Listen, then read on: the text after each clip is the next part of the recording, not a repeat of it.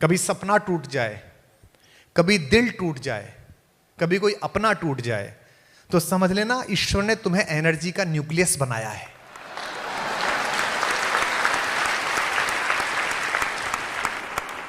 अगर कभी मन में ये आए कि यहां ये बात अटक गई, ये बात नहीं हुई, कोई भी लक्ष्य तुम्हारे जीवन से बड़ा नहीं है। सबसे बड़ी चीज तुम्हारी खुद की जिंदगी है, सबसे पहली चीज तुम्हारी है। मेरे पिताजी भाई साहब एक छोटे से गांव में, बहुत गरीब से निम्न मध्यम वर्गीय परिवार में मेरे पिताजी ने जन्म लिया। उस गांव के वो पहले ग्रेजुएट, पहले पोस्ट ग्रेजुएट, पहले पीएचडी, पहले प्रोफेसर। 10वीं करके वहां बीज इंस्पेक्टर की नियुक्ति करने वाले लोग आए। एक बीज इंस्पेक्टर तुम तो जानते भी नहीं होगे, सीड इंस्पेक्टर होता है गांव में, वो सीड की क्वालिटी चेक करता है, लोअर डिवीजन क्लर्क से भी नीचे का काम होता है। वो सबसे मेधावी बच्चे थे। गांव से 4 बच्चे सेलेक्ट हुए, उनमें से 3 को नौकरी मिल गई और मेरे पिताजी को नहीं मिली। और मेरे पिताजी बड़े परेशान हुए कि बताइए 11वीं में ही कमाने लायक हो जाता। लेकिन फिर वो प्रोफेसर हुए। आज हमारा सबसे बड़ा भाई इंजीनियर है, एक वाइस चांसलर है, एक मैं हूं, सब लोग अपनी अपनी जगहों पर हैं। अगर उस अपॉर्चुनिटी के छूटने पर मेरे पिताजी ने जिंदगी की लड़ाई हार दी होती, तो आज ना हिंदुस्तान को कुमार विश्वास मिलता, ना हमें इस परिवार का सहयोग मिलता।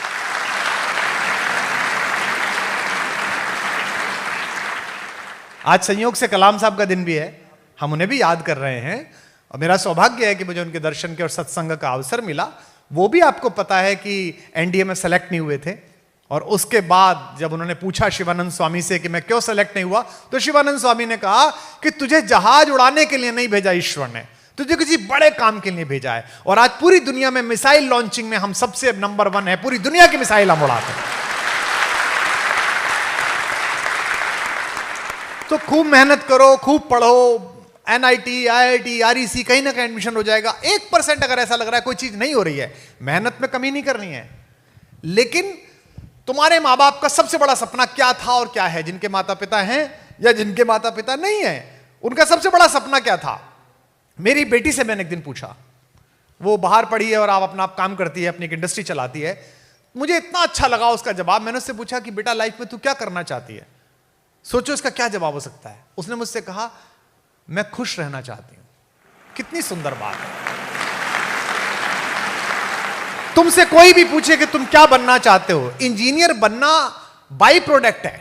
पहला प्रोडक्ट है अच्छा मनुष्य बनना, अच्छा समाज का व्यक्ति बनना।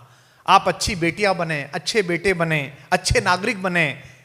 आज मुझे जब किताब दी लीजेंड ऑफ एलन, इसका क्या मतलब है? वो जब बच्चा आया होगा इस संस्थान में जिसका उस पर फोटो छपा है, वो तुम्हारे जैसे ही रहा होगा। तुम में से एक ऐसा बच्चा, ऐसी बेटी, ऐसा बच्चा रहा होगा। किसी का भी, इनमें से किसी को नहीं पता। आज मैं यहां घोषित कर रहा हूं, यहां मैं पढ़ रहा हूं, मुझे नहीं पता कि आज मैं 50, 51, 52 साल का हो गया। 25 साल बाद जब मेरा 75वां साल मना रहा होगा, तुम में से कोई देश का राष्ट्रपति होगा, कोई प्रधानमंत्री होगा, कोई दुनिया का सबसे बड़ा टेक्नोक्रेट होगा। ये अलग भट्टी में ढल के लोग नहीं आते, ये अलग खांचे में नहीं आते। इस देश को औद्योगिक घरानों के बेटे बेटियां नहीं चलाते। इस देश को तुम और हम चलाते हैं, जो मास्टरों के, क्लर्कों के, किसानों के बच्चे हैं। मेरा नहीं हुआ था आईआईटी में। 117 रुपए का फॉर्म भरा था मैंने। कैलकुलस कमजोर थी और ऑर्गेनिक कमजोर थी, नहीं हुआ। कोई दिक्कत नहीं, मैंने 117 का फॉर्म भरा था। आज की डेट में मैं आईआईटी से 117 करोड़ वसूल कर चुका हूं, पूरे देश के आईआईटी से।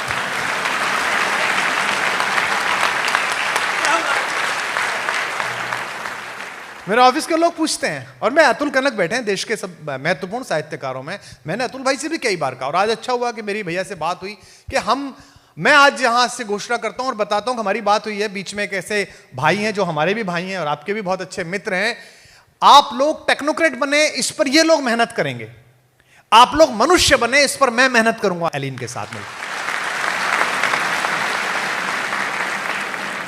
मैं जापान गया पहली बार 2007-8 में, तो मुझे बड़ा आश्चर्य हुआ कि पूरे देश में मॉल, यहां भी खुल गई हैं, अब तो कोटा में भी मॉल खुल गई हैं, तो पूरे देश में स्टेशन पर कहीं भी जो एक्सीलेटर्स हैं, उनमें सभी लोग सीधे हाथ की तरफ खड़े हुए, एक के पीछे एक।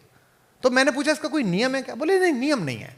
ऐसे ही वहां की जो ट्रेन थी, उनमें लोग लाइन लगाकर खड़े हुए थे, लेफ्ट हैंड की तरफ सीधे हाथ से लोग उतर रहे थे। जब आखिरी आदमी बाहर निकल जाता था, तब हम घुसते थे। आपने देखी होंगी दिल्ली की ट्रेन, आपने देखी होंगी बॉम्बे की ट्रेन।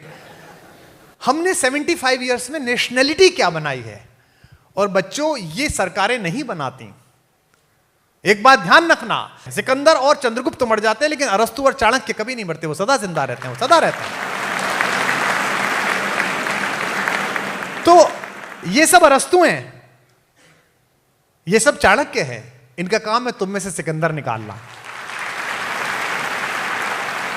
इसलिए एलिन के जितने बच्चे यहां हैं, मैं जानता हूं कि आप सोशल मीडिया पर कम रहते हैं, और रहना भी कम चाहिए, इसका भी उपवास करना चाहिए, है ना। इंस्टा का, ट्विटर का, फेसबुक का उपवास करना चाहिए। आपके कैंपस में तो ये सब व्यवस्था है ही, लेकिन मैं इस परिवार का एक स्व अधिग्रहित सदस्य हूं। मैंने खुद को खुद ही सम्मिलित कर लिया है इन चारों भाइयों के साथ। तो मैं आपको यह कहता हूं कि जीवन में कभी भी अंधेरा घिरे, कभी भी ऐसा लगे, है ना, तो मेरा फेसबुक पे पेज है, मुझे मैसेज करना, मेरा ऑफिस मुझे मार्क करके देता है, नहीं तो खुद से बात करना। जो अपने से बाहर आया उसको सारा संसार मिला। ये सब छोटे लक्ष्य हैं, इन्हें तो कर ही लोगे। ये IIT वाईटी बहुत छोटे लक्ष्य हैं बेटा, पूरा समर्पण कर दोगे, पूरी मेहनत कर दोगे तो कर ही लोगे। आइंस्टाइन तक का दिमाग 6% यूज हुआ, 94% तो यूज ही नहीं हुआ। तो अगर तुम थोड़ा सा लगाओगे, थोड़ी सी मेहनत करोगे, एकाग्र रहोगे लक्ष्य पे, तो काम कर ही दोगे। लेकिन बैकड्रॉप में जो बड़ा कैनवस है, IITian बनना एक पेंटिंग है, लेकिन मनुष्य होना एक कैनवस है। Be a good human being. आपके होने से आपका परिवार, आपका इंस्टीट्यूट, आपका, अगर जिस बच्चे के साथ तुम रहते हो, जिस 2 लड़कियां जो एक रूम में रहती हैं, 4 बच्चे जो एक रूम में रहती हैं, अगर बची हुई 3 बच्चियां, बचे हुए 2 लड़के जो लड़के रहते हैं, अगर वो तुम्हारे होने से खुश नहीं हैं, तो तुम्हारा IITian होना भी बेकार है, तुम्हारी कोई सफलता अच्छी नहीं है। तुम्हारे होने से लोग खुश हों, तुम्हारे होने से, देखो बेटा, कोई भी चीज जब टूटती है तो उसमें से एनर्जी निकलती है। सर बताते हैं ना, यही बताया गया ना, हमको भी यही पढ़ा गया। जो तुम कर रहे हो वो मैंने सब करा है ना। ये तुमने तो, मैंने तो 11th में ही पूरा याद कर दिया था कि पूरी पीरियोडिक टेबल याद कर दो। Hydrogen, helium, lithium, beryllium, boron, carbon, nitrogen, oxygen, fluorine, Na, MgL, KCl, SCr, BCr, Mn, Fe, CONi, COZn, पूरी याद कर देते। मैंने कहा ये बड़ा तंग करेगी, इसे आगे से पीछे और ऊपर से नीचे याद कर लो। और पहला काम यही होता था कि वो पीछे की कॉपी पे खींच के बना देनी, पूरी याद कर लेते थे। कोई भी चीज टूटती है तो उसमें एनर्जी निकलती है। कभी सपना टूट जाए, कभी दिल टूट जाए, कभी कोई अपना टूट जाए, तो समझ लेना ईश्वर ने तुम्हें एनर्जी का न्यूक्लियस बनाया है।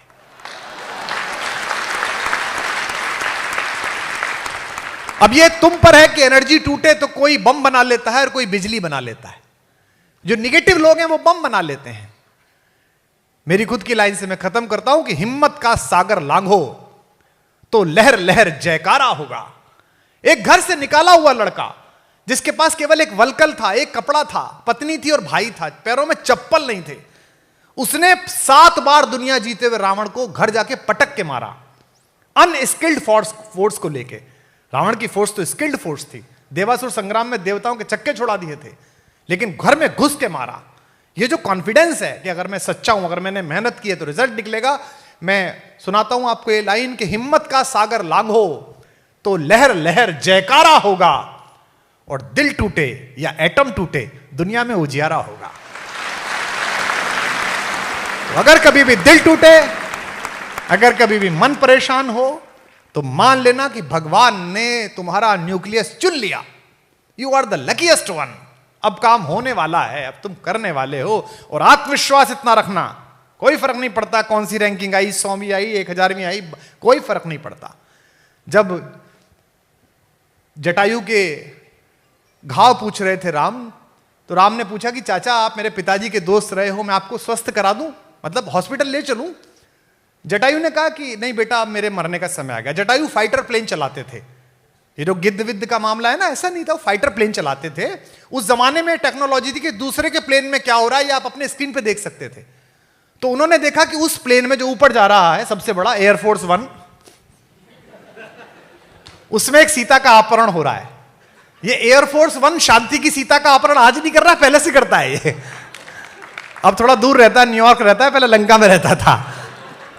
तो उसने देख लिया कि इसमें एक महिला का अपहरण हो रहा है, उसका वॉइस सैंपल उसने डेटा में डाला, तो वॉइस सैंपल डेटा में डाला तो सीता से मैच किया, तभी उसने कहा कि आपकी पत्नी का अपहरण हुआ है। ये साइंस है, सब पूरा साइंस है। तो उन्होंने कहा कि मैं आपका इलाज कर दूं, तो उन्होंने कहा नहीं बेटा, अब तो मेरा समय आ गया, अब मैं जाऊंगा।